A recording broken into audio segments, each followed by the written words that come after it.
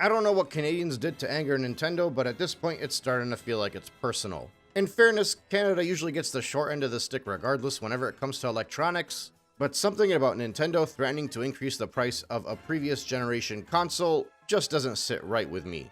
To be clear, however, this isn't just a previous generation console. It's a previous generation console that had a lifespan longer than pretty much every other Nintendo console before it.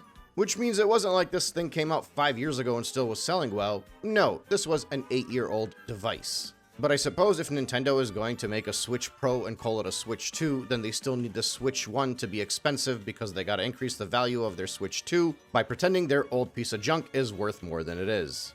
So, for those of you unaware, Nintendo released a statement yesterday saying that the pricing for the original Nintendo Switch family of systems and products in Canada will change based on the market condition. But it also includes the games, the accessories, the Amiibos, and even the Nintendo Switch Online membership.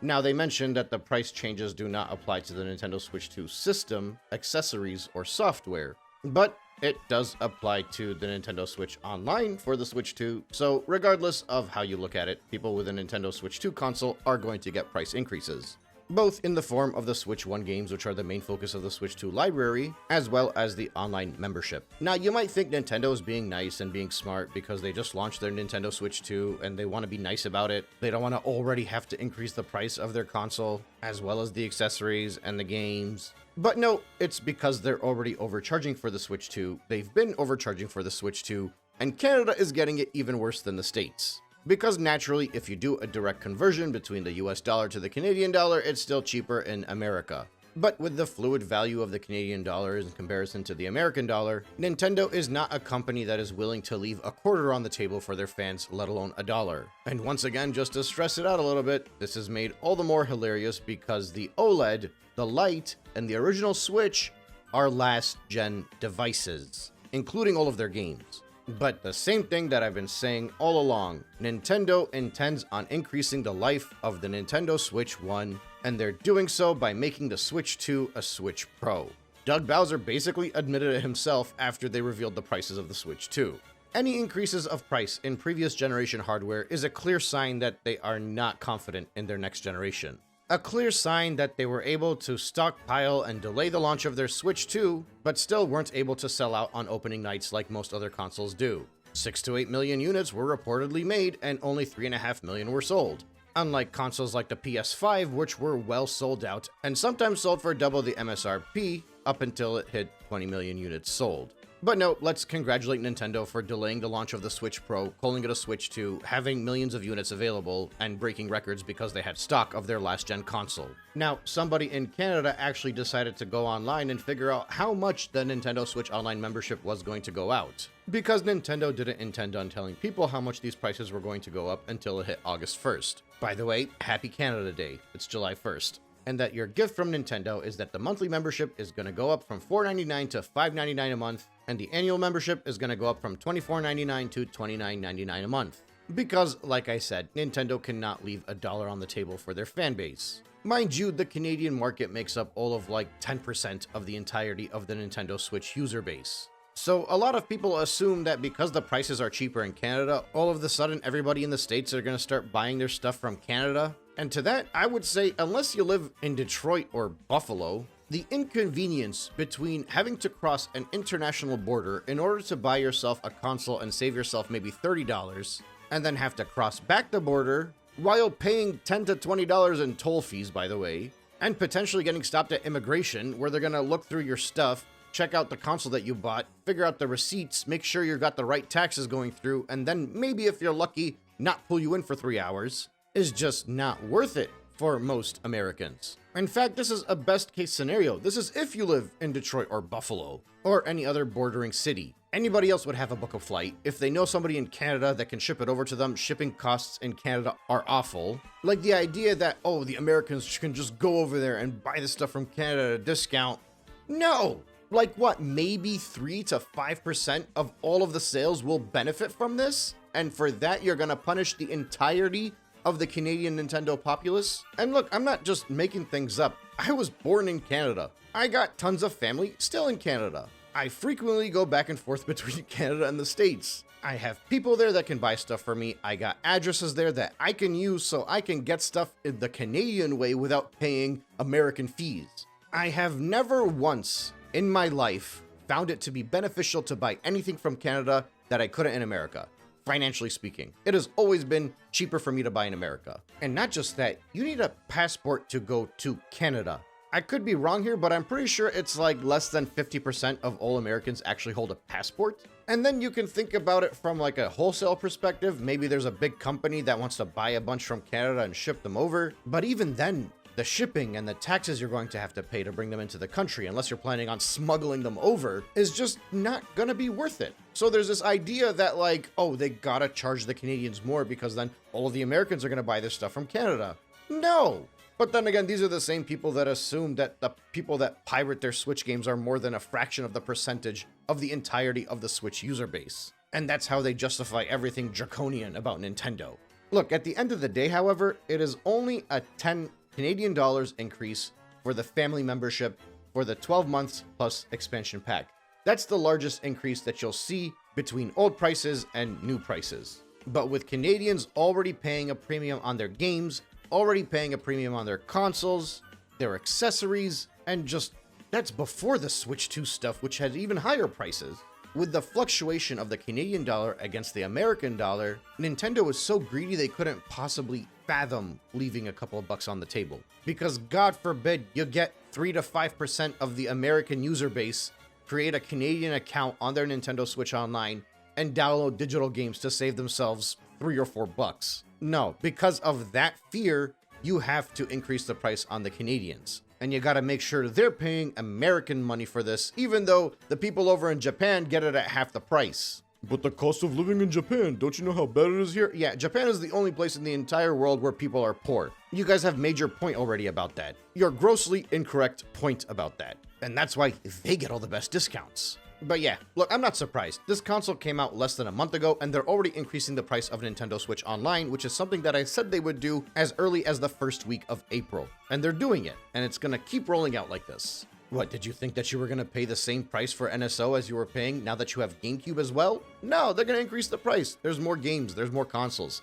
It's coming. And with this staged, record-breaking launch that they've fabricated by delaying their launch of their Switch Pro, and the lappies eating it right up and smiling and waving their Nintendo flags side to side, ooh, it's only gonna get much worse. They're going to milk Nintendo buyers more than they've ever milked them in the past.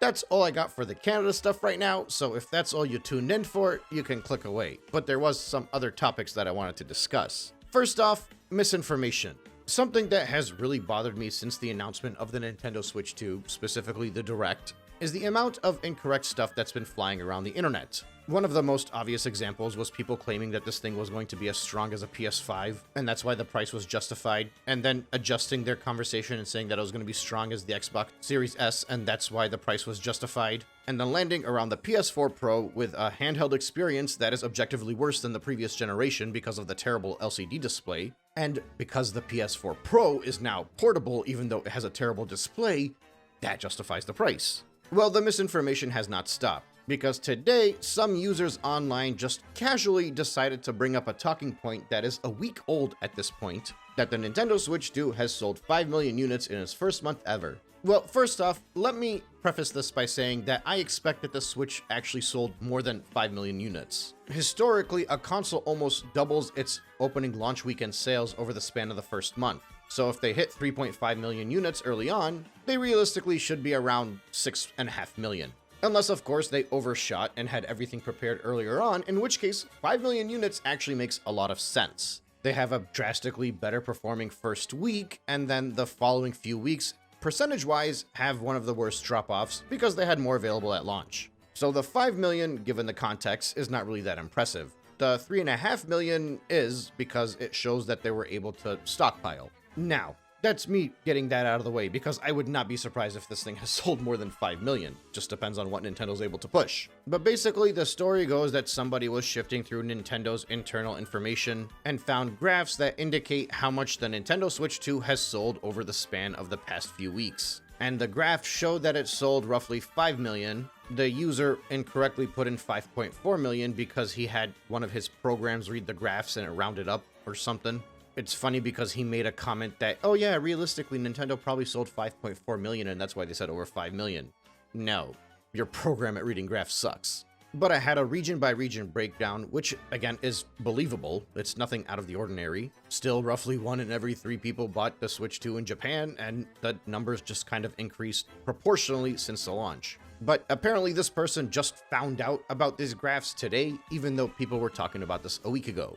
Naturally, that person didn't care, went online, decided to share the information as fact, telling the entirety of the internet that the Nintendo Switch 2 has sold 5 million units, even though there hasn't been an official statement from Nintendo. Because when it comes to the anti-customer rights people, you know they don't care about facts, they care more about misinformation to make it seem like their purchase was justified. But what that person forgot to mention was that this was data that was available on June 24th. If you're somebody that's actually really, truly a lifelong Nintendo fan like myself, you are active in forums.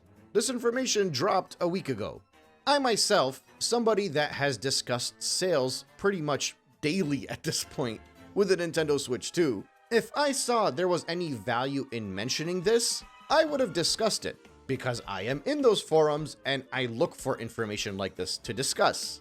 But quickly, when somebody pointed out that there are a lot of reasons to believe that this was Nintendo incorrectly putting the information on here, specifically because the console hadn't even been out for 2 weeks yet when it was uploaded and they were talking about 1 month sales, was a clear indication that this must have been some kind of forecast that they had planned out that ended up here by accident. Some people even assumed that it wasn't even Nintendo's forecast, it was an analyst's forecast that potentially Nintendo had planned on using for the shareholders or something. In general, their forecasts are not supposed to be there. Now, if they are there, that could give us an idea of what they plan on shipping worldwide. 1.8 million to the Americas, 1.47 to Japan, 1.18 million to Europe, and 550k to the rest of the world, which comes out to 5 million. And part of the reason this triggered eyebrow raises for a lot of people is because the software tables show that 47.15 million were sold for the Switch 2, and for the Switch 1 they had the exact same number from the previous quarter. So it just seemed obvious that this was just something, right? It doesn't necessarily mean that all the information there is incorrect, but it also means that it's probably some kind of a work in progress and Nintendo is going to package it up and release some kind of statement later on once they hit that 1 month mark. So I expect them to say something sometime this week. And again, I think 6 to 7 million is very realistic, just based off of historical data and how sales compare in the opening weekend versus the rest of the month. 5 million is actually underwhelming, even through the hardcore Nintendo fans who are hoping for 7 million. But I mean, of course, if this thing hits 5 million in the first month, then they're going to start shifting it and being like, well, we all knew that the 7 million was unrealistic. Just like many of them expected 5 to 6 million in the opening weekend, and when that hit 3.5 million, all of a sudden everybody was like, well, yeah, we know we were just being optimistic. And it's funny because they keep telling me I'm shifting the goalposts. I'm the one that said that the Switch 2 will realistically hit at minimum 3DS numbers.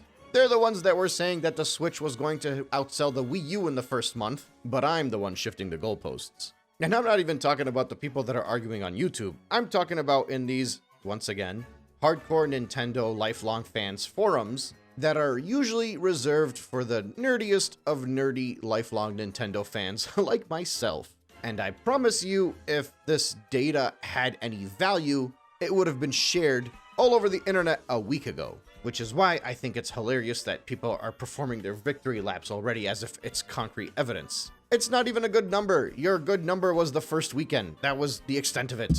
Even then, that wasn't that impressive. But yeah, anyway, that's all I got for today. I've been slowly building up my Nintendo library onto my new PC, completely starting to realize that the best way to enjoy Nintendo games is on a PC, and I'm excited to see what I can play in 4K 60 frames per second without wasting any money on the overpriced Nintendo Switch 2. Regardless, I think I'm out for now.